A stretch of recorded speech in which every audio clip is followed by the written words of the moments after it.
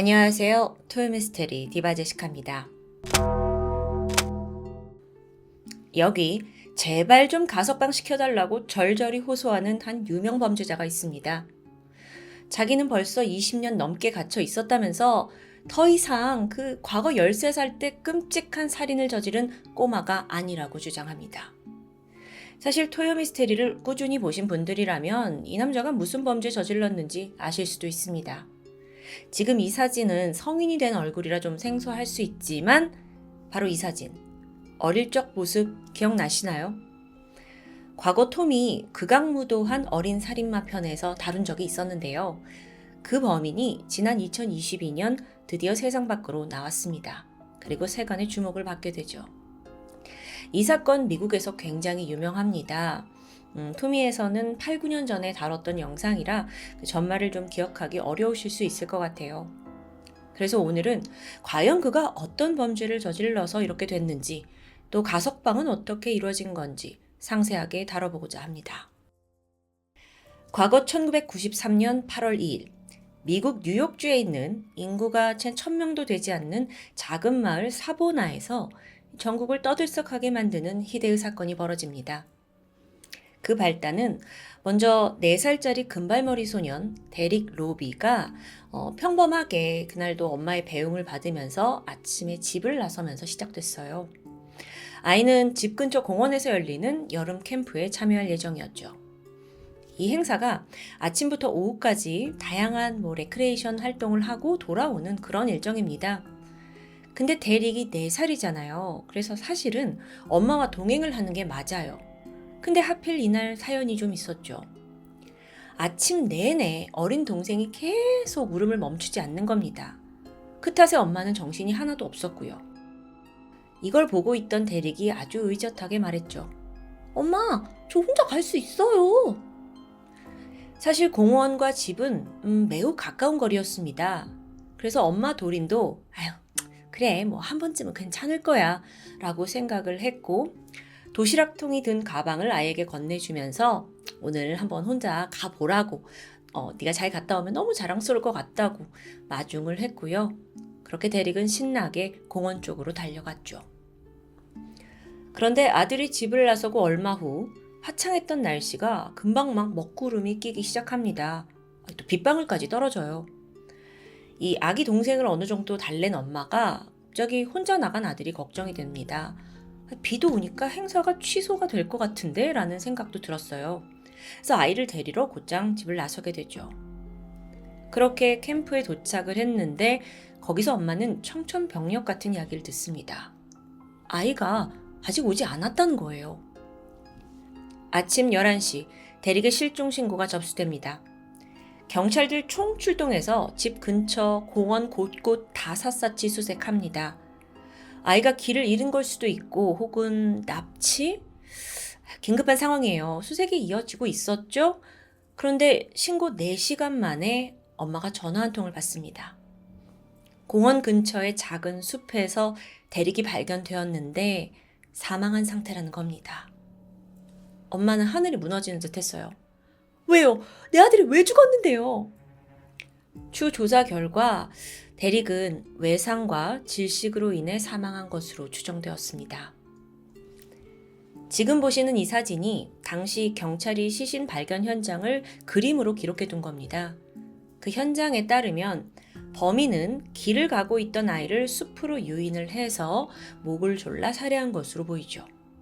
그런데 그 이후에도 이 아이의 머리에다가 커다란 바위를 내리쳤어요. 그러니까 외상이 있었던 거예요.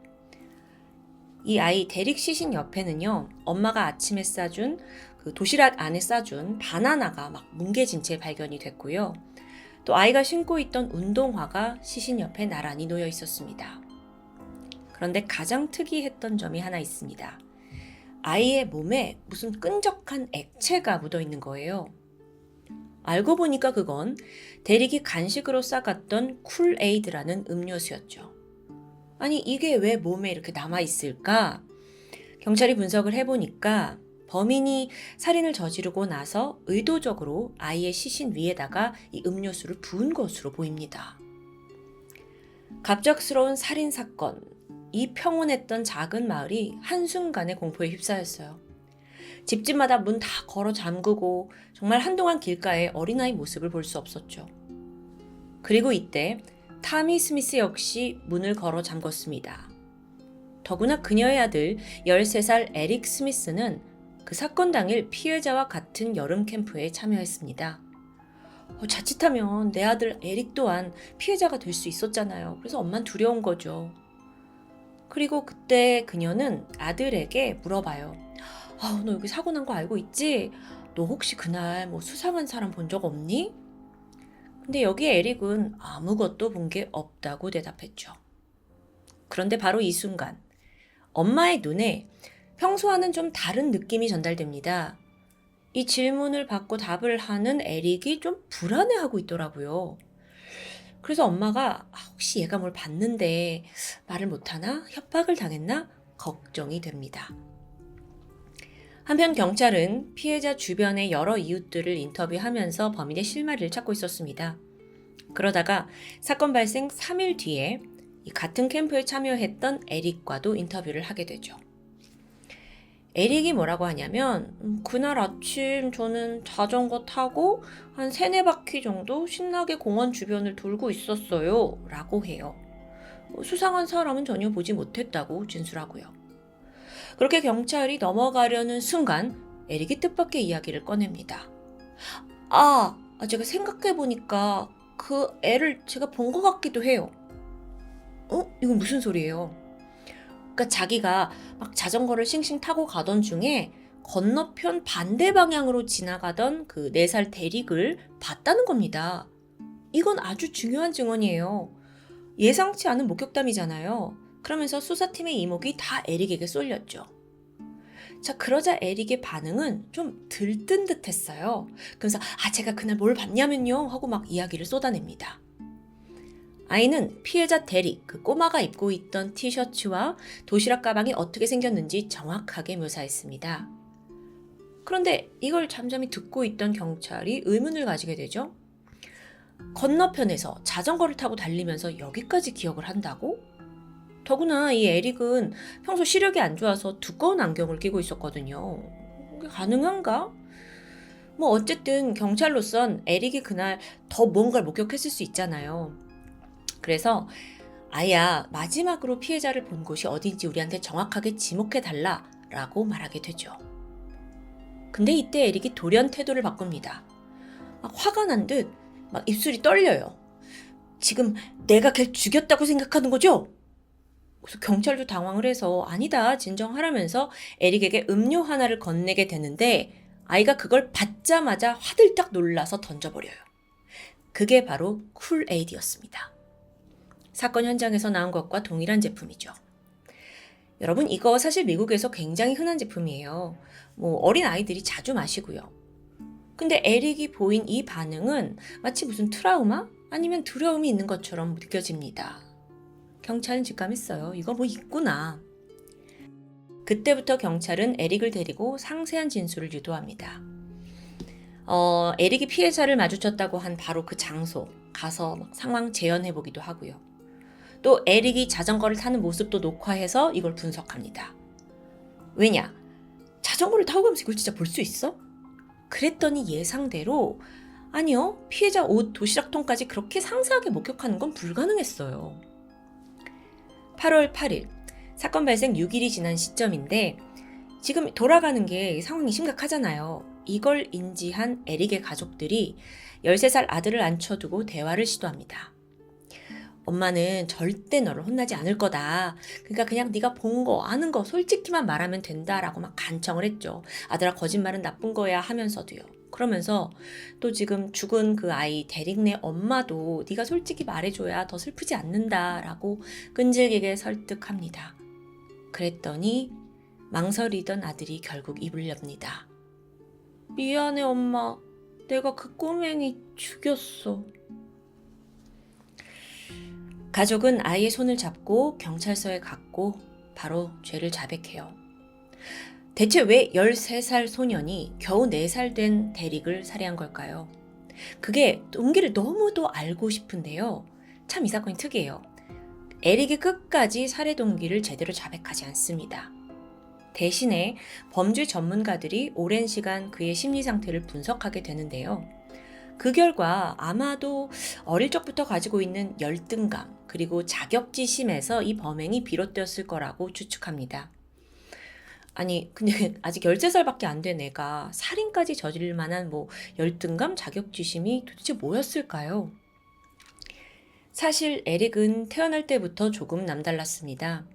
보통의 아이들과 생김새가 달라요. 네, 그거는 에릭의 엄마가 임신 중에 약물을 잘못 복용한 게 원인이었죠. 어떤 특이점이냐면 에릭이 태어날 때부터 유난히 좀 처지고 말려있는 귀를 갖고 있었어요. 게다가 시력이 너무 안 좋아서 항상 두꺼운 안경을 쓰고 다녔고요.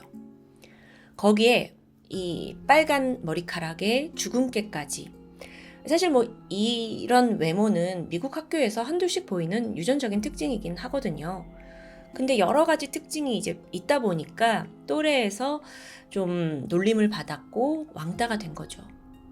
그러다 보니 아이도 자책을 합니다. 툭 하면 나는 바보야, 나는 아무것도 아니야 라는 걸 입버릇처럼 내뱉었다고 해요. 굉장히 불안정해 보이죠? 그런 심리는 다른 일화에서도 알 수 있습니다. 친구들과 함께 찍은 단체 사진이 있거든요. 근데 거기 사진에 자기 얼굴만 막 칼로 긁어냈어요. 그러니까 자기 혐오적인 경향이 있는 거죠. 그래서 이런 감정이 막 계속 쌓여 있었던 건지 에릭은 좀만 억울한 일이 생겨도 막 화를 주체하지 못하고 주먹 쥐고 막 부들부들 떠는 행동을 보였습니다. 그러다 어느 날 자신의 여동생을 공격해요. 이게 어쩌면 그 또래에게 괴롭힘 당하면서 막 분노 쌓아오던 걸 드디어 그냥 만만한 여동생한테 푼 게 아닌가 싶은데요. 자, 아이는 이렇게 평소 폭력적인 모습이 있었습니다. 그래서 경찰 또한 에릭이 이런 비슷한 방식으로 죄 없는 데릭을 공격해서 살해한 거다라고 추정하게 되죠. 1993년 9월 2일, 사건이 일어난 지 딱 한 달이 되던 날 재판이 시작됩니다. 에릭은 비록 13살 미성년자예요. 근데 뉴욕주에서는 살인이 성인 재판으로 다뤄진다고 합니다. 이 어느 정도에 따라서 이게 주마다 좀 다르다고 하는데요. 어쨌든 에릭의 변호사 측은 아이가 정신질환을 앓고 있다. 이건 무죄다. 라고 주장합니다. 그래서 이걸 또 증명해내기 위해 에릭이 광범위한 정신검사를 받게 되거든요. 근데 그가 보여준 그 폭력성에 대해서 딱히 설명할 만한 원인은 전혀 밝혀지지 않았죠. 더구나 사실 이 사건엔 더 충격적인 부분이 있는데요. 에릭이 이 4살짜리 꼬마 소년을 살해한 것뿐만 아니라 성적 학대까지 한 게 밝혀집니다. 그렇게 추가 범행까지 확인한 뉴욕주, 어떤 판결을 내렸냐? 가차 없었어요. 에릭에게 최대 무기징역형, 그런데 미성년자인 걸 감안해서 수감을 쭉 하다가 9년이 지났을 때부터 2년에 한 번씩 가석방의 자격이 주어지긴 한다라는 판결이 최종 선고되죠.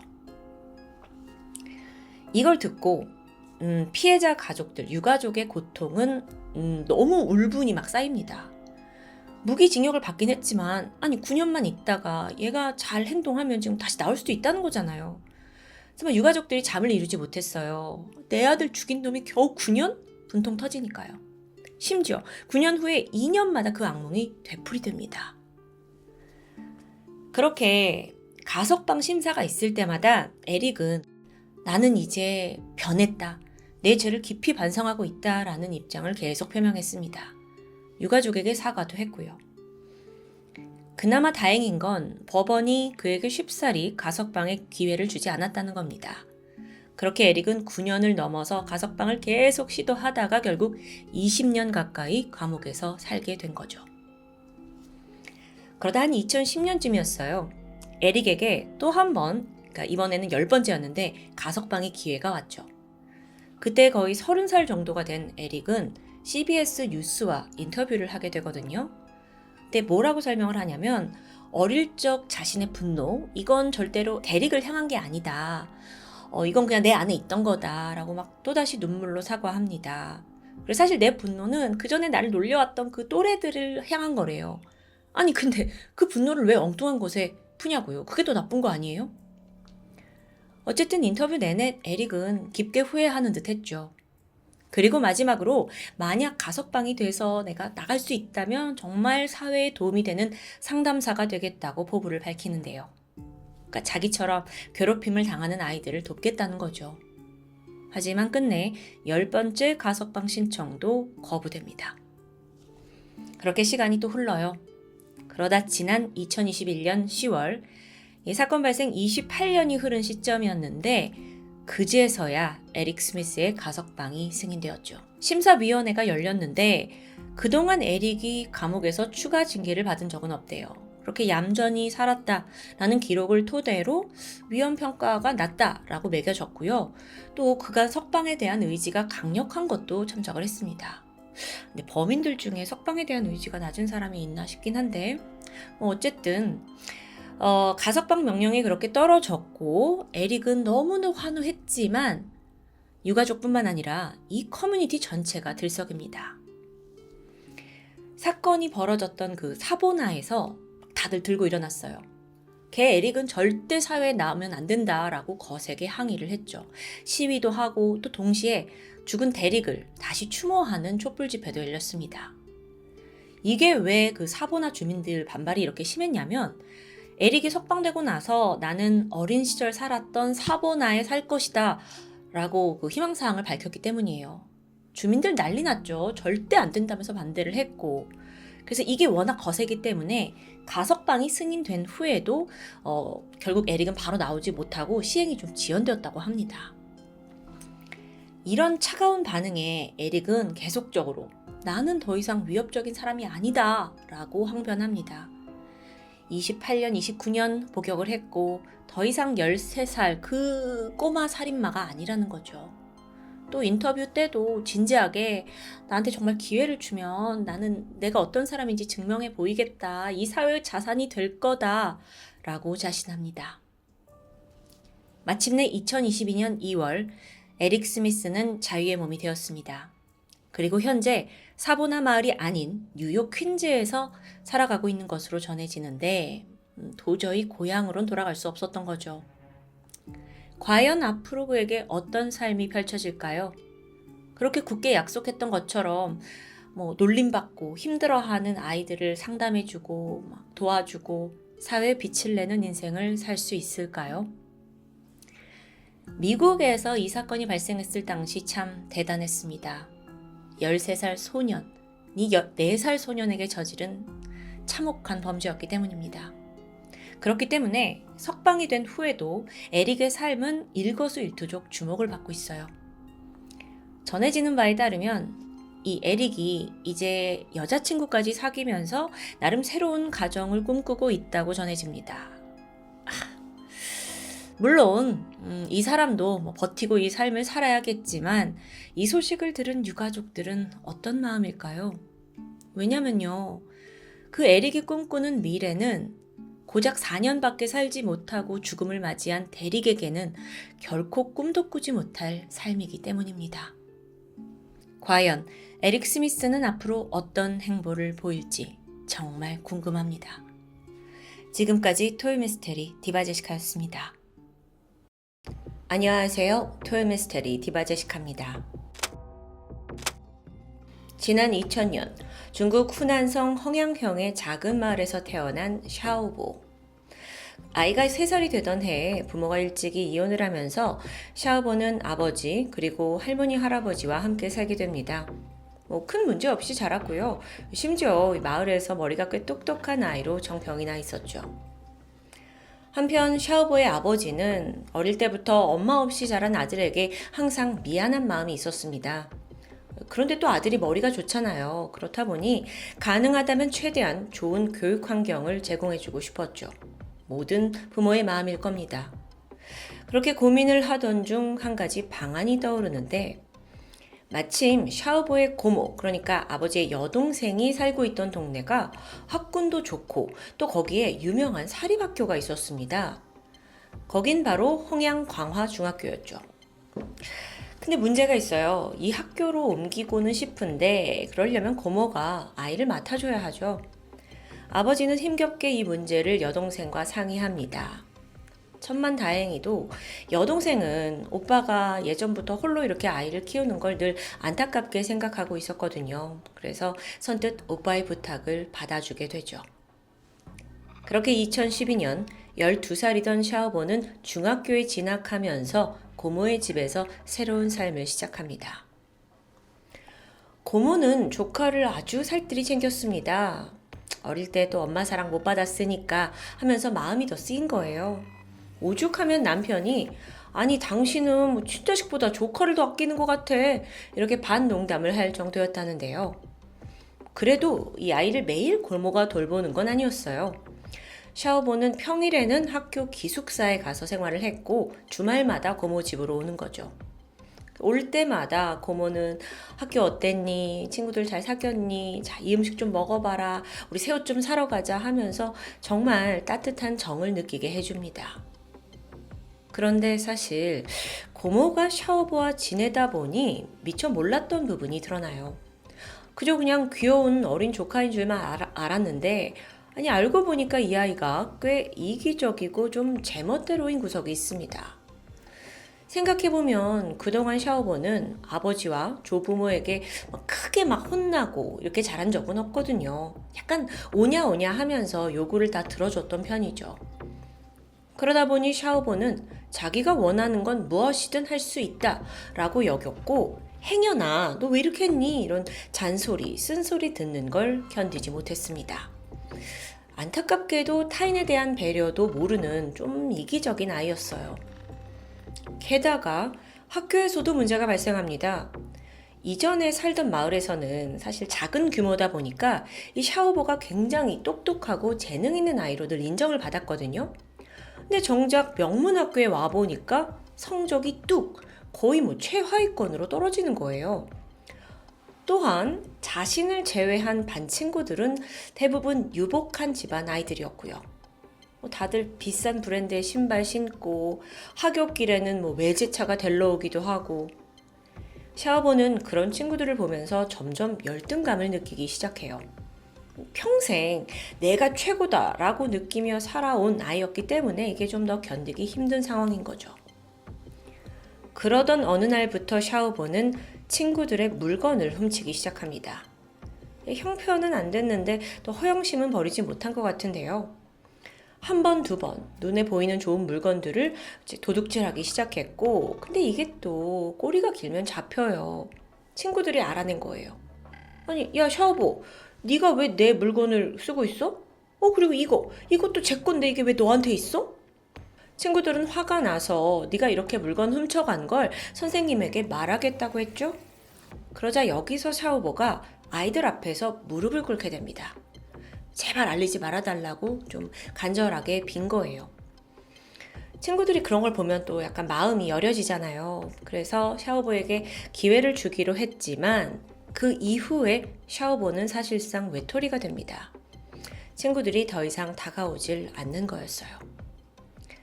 그렇게 아이는 점점 겉돌기 시작했습니다. 그러다 어느 날부터 친구를 대신할 다른 것에 빠지게 되는데 그게 바로 온라인 게임이에요. 게임에 들어가 보면 현실의 스트레스도 다 잊을 수 있고 또 나름 게임 친구도 만들 수 있습니다. 더군다나 샤오보는 주변 애들보다 게임을 훨씬 더 잘하는 편이었어요. 그럼 어때요? 자기가 다시 우상이 되는 세계를 경험하고 발견한 거죠. 비록 현실에서는 애들보다 성적도 안 좋고 집안도 가난하지만 게임만큼은 최고였으니까요. 그렇게 날이 갈수록 샤오보는 점점 더 온라인 게임에 강하게 집착했습니다. 거기서 아마 제일 행복했을 거예요. 근데 여러분, 하나를 얻으면 다른 하나를 잃게 되죠. 샤오보의 성적은 곤두박질 쳤습니다. 애가 학교 결석하고 PC방에 갔을 정도니까요. 이 와중에 또 PC방 돈을 내야 하잖아요? 그 돈을 막 친구들한테 빌리기 시작하고 이걸 제때 갚지 못해서 문제가 발생합니다. 시간이 지나 학교에서도 이걸 알아챘죠. 당장 학교 측은 샤오보의 보호자인 고모에게 연락을 했는데요. 고모는 이게 무슨 일인가 싶어서 담임뿐만 아니라 교장 선생님과도 면담을 해야 했고요. 그제서야 조카의 실태를 알게 됩니다. 고모는 큰 충격에 빠졌어요. 그리고 집에 돌아와서 처음으로 조카에게 회초리를 들었죠. 너, 이제부터 숙제, 복습, 예습, 너 이거 안 하면 이제 컴퓨터 못 하는 거야, 알았지? 야, 네 아빠가 지금 너 공부시키려고 얼마나 고생하는데, 너 20등 안에 못 들면 고향으로 돌아가는 거야? 이런 고모의 으름장을 듣고 샤오보는 반성을 하진 않았습니다. 그러면서, 아니, 내가 고작 게임 좀 했다고 이게 맞을 일이야? 반항심이 생겨나기 시작했어요. 보니까 고모가 컴퓨터 비번도 다 바꿔버려서 접속을 할 수가 없으니까 막 화가 치밀었고요. 그러다 어느 순간 고모가 나에게 이렇게 모질게 구는 건 내가 고모의 친자식이 아니어서 그렇다라는 엉뚱한 결말에 다다르게 됩니다. 한편 이런 샤오보의 마음과 달리 고모는 적극적으로 조카를 위해 애썼습니다. 고모한테도 애들 둘이 있었거든요. 그러니까 샤오보한테는 사촌 동생들이죠. 자기 자식들한테 너네 좀 샤오보 오빠가 게임 하는지 좀 감시 좀 해줘 이러면서 신경을 쓰기도 하고요. 근데 이 정도는 뭐 친엄마라 하더라도 충분히 할 만한 행동으로 보이는데요. 근데 이게 샤오보한테는 이제는 고모네 온 가족이 나를 억압하고 감시하는구나, 아주 작정을 하고 괴롭히네, 이렇게 받아들여지는 거예요. 물론 고모 입장에서도 아이가 힘들어할 걸 모르진 않아요. 하지만 이게 샤오보를 위한 거라고 언젠간 이해해 줄 거라고 믿었던 거죠. 다행히도 이런 노력 덕분일까요? 샤오보는 한동안 게임을 자제하는 듯 보였습니다. 그러던 2012년 4월 13일 주말을 맞아서 기숙사에서 나와 고모 집으로 샤오보가 오게 돼요. 근데 마침 그날 고모네 가족 모두가 외출을 했더라고요. 샤오보는 갑자기 신이 났죠? 바로 서재로 달려가서 컴퓨터를 켭니다. 비밀번호가 걸려있긴 했지만 몇 번 시도한 끝에 쉽게 풀어버리고 말아요. 그렇게 오랜만에 게임에 몰두하게 되는데요. 몇 시간이 좀 지나고 외출했던 고모와 두 자녀가 집 앞에 도착했어요. 근데 이때 고모가 얘들아, 그 샤오보 오빠도 왔으니까 엄마는 시장 가서 장 좀 보고 올게. 우리 다 맛있는 거 해먹자 하면서 두 아이를 먼저 집으로 올려보냅니다. 그렇게 집에 도착한 아이들 중 9살 큰딸, 이 아이가 집에 들어가서 딱 보니까 샤오보 오빠가 서재에서 컴퓨터 게임을 하고 있어요. 그래서 말했죠. 오빠, 엄마가 게임하지 말랬잖아. 막 그만하라면서 설득을 합니다. 근데 이게 먹혔을까요? 아니죠. 샤오보는 이미 게임에 너무도 열중하고 있었거든요. 그래서 조카가 뭐라고 하냐면, 나 그러면 오빠 게임한다고 엄마한테 다 이를 거야? 이 말에 샤오보가 당황했어요. 그리고 1차적으로 사촌 동생을 서재 밖으로 밀어냅니다. 근데 이 동생이 문 밖에 서서 계속 오빠 게임 그만해, 게임 그만해 소리를 치는데요. 그 사촌 동생이 계속 막 문 두드리고 그만하라고 하니까 이 소리 때문에 샤오보는 도저히 게임에 집중을 할 수 없었습니다. 이러면 게임에서 질 수도 있거든요. 그가 막 화가 나가지고 씩씩 거렸죠. 그런데 마침 그때 이 서재 탁자에 있던 무언가가 눈에 들어왔어요. 그건 바로 과일을 깎아먹고 누군가 남겨둔 과도였죠. 화가 나서 씩씩거리던 샤오보는 그거를 냉큼 손에 쥐고 서재 방문을 열었습니다. 그리고 앞에 있던 사촌 동생에게 말해요. 너 또 소리 지르면 내가 이 칼로 찔러 죽일 거야? 동생이 움찔하긴 했지만 뭐 그래도 9살이잖아요. 오빠가 그냥 하는 말이라고 생각했어요. 그래서 겁을 먹지 않았고 오히려 오빠가 이렇게 방문을 딱 열었잖아요. 그리고 협박을 했는데 그 문틈으로 재빨리 서재 안으로 들어가서 컴퓨터를 끄려고 손을 뻗는 순간 샤오보가 아이를 따라오더니 그대로 과도를 휘두르고 맙니다. 동생을 찌른 거예요. 공격을 받은 아이가 비명을 질렀죠. 그러자 뒤이어 3살짜리 둘째가 달려옵니다. 근데 3살짜리가 뭘 알겠어요. 무슨 상황이지 하고 갸우뚱하고 있었죠. 하지만 뭔가 분이 풀리지 않았던 샤오보는 그 아이 역시 칼로 찌르고 말았는데요. 그렇게 순식간에 9살, 3살 사촌 동생들이 모두 죽음을 맞이한 거예요. 어느덧 집안은 조용해졌습니다. 이때 샤오보는 천천히 주위를 둘러봤죠. 아무런 죄책감도 당황도 느끼지 않았어요. 그리고 태연하게 고모에게 전화를 걸었죠. 고모, 어디세요? 빨리 오세요. 이 전화를 받은 고모는요, 샤오보가 오랜만에 집에 와서 많이 배고프구나 싶어서 서둘러 집으로 걸음을 재촉합니다. 저녁 6시 30분, 마트에서 돌아온 그녀는 짐을 많이 든 채로 현관문을 두드렸어요. 샤오보, 얘들아! 하고 이렇게 이름을 불렀는데 아무도 대답을 하지 않아요. 결국 그녀는 짐을 좀 내려놓고 직접 열쇠로 문을 열게 되죠. 그러자 눈앞에 들어온 건 피투성이가 된 채 칼을 들고 방에서 걸어 나오고 있는 샤오보였습니다. 이게 무슨 상황인지 파악도 하기 전에 샤오보는 빠르게 고모를 향해 달려들었어요. 그리고 그 자리에서 고모를 약 20회가량 무자비하게 찔렀죠. 고모는 현장에서 숨을 거뒀습니다. 자, 이제 샤오보는 어떻게 할까요? 아이는 검은 트레이닝복 그리고 청바지로 옷을 갈아입었습니다. 피가 많이 튀었으니까요. 그리고 고모의 핸드백을 뒤지더니 현금 2,000위안, 하나로 한 36만 원 정도 되는 돈을 챙겼고 거기에 있던 고모의 휴대폰까지 가져가요. 그리고 아이가 향한 곳은 PC방이었습니다. 또다시 자기가 최고로 인정받을 수 있는 게임 세계로 빠져들었죠.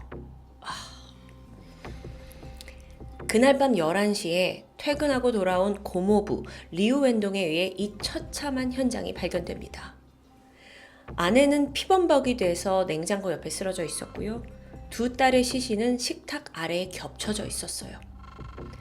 놀란 아버지가 즉각 경찰에 신고를 했는데 사실 이때까지만 해도 누가 이런 범죄를 저질렀는지는 전혀 모르는 상황이죠. 경찰이 신속하게 수사를 착수합니다. 외부 침입의 흔적은 없어 보였어요. 그러면서 이 집에 올 수 있는 사람, 유력한 용의자로 12살 조카 샤오보가 지목됩니다. 근데 사실 이때까지만 해도 고모부는 설마요. 설마 그럴 리가 없어요. 이렇게 고모랑 애들까지 다 죽였다고요? 애가 아직 집에 안 온 걸 거예요. 기숙사에 살거든요. 하면서 샤오보를 옹호했다고 해요. 경찰은 빠르게 소재를 파악했고 사건이 벌어진 다음 날 샤오보가 체포됩니다. 그런데 검거가 되는 그 순간까지도 이 샤오보는 PC방에서 게임 300영이었다고 해요. 경찰이 이제 체포를 하고 물었죠. 너가 살던 그 고모 집에 고모와 조카 둘이 죽어 있던데 그거 네가 그랬니? 샤오보는 범행을 순순히 자백합니다. 그런데 자백을 하긴 하는데 얼굴에서 양심의 가책을 전혀 찾아볼 수는 없었어요. 슬픔도 없고요. 오히려 사람을 죽이는 게 얼마나 큰 범죄인지 다소 이해하지 못하는 태도였습니다.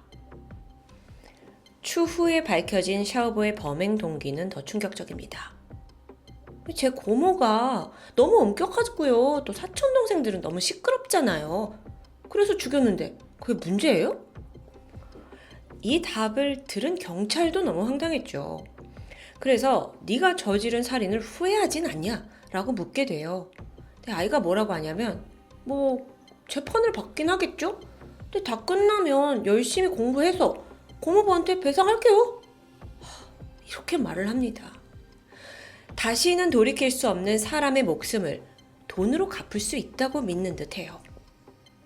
일가족 3명을 살인한 샤오보의 행각. 이건 당연히 중국에서 사형이나 종신형에 처해질 만한 중범죄입니다. 하지만 그의 나이는 고작 12살. 중국 청소년법에 따라 형사처벌은 피하게 된 거예요. 대신 교정시설에 들어가서 일정 기간 자숙하는 것으로 사실상 형벌은 끝나게 되죠. 또 미성년자라는 이유로 그의 본명과 근황 역시 알려지지 않았습니다.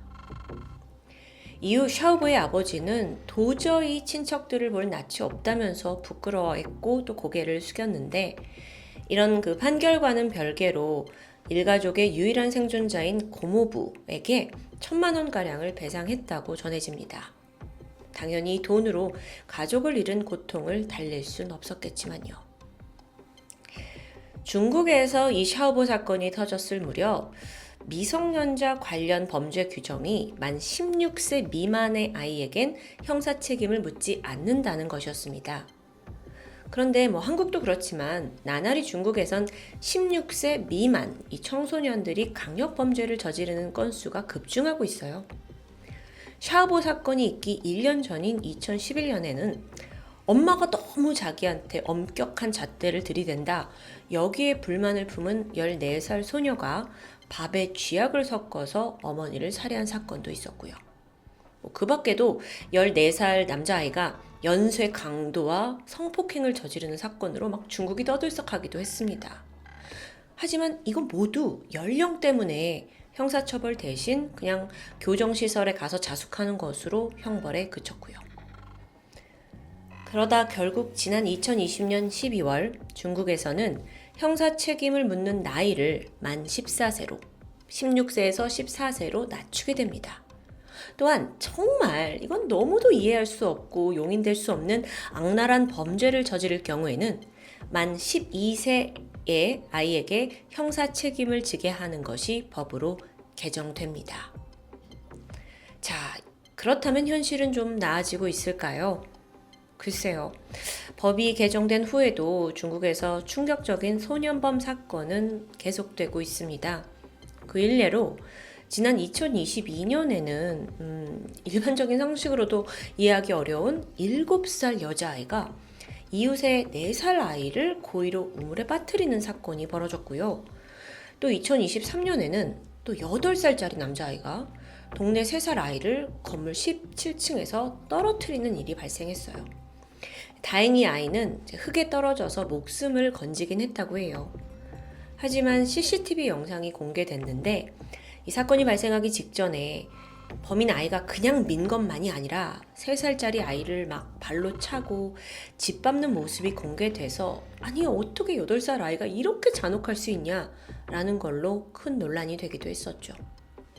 하지만 이 또한 나이가 다 어려서요. 결국 아무런 벌도 받지 않았다고 전해집니다.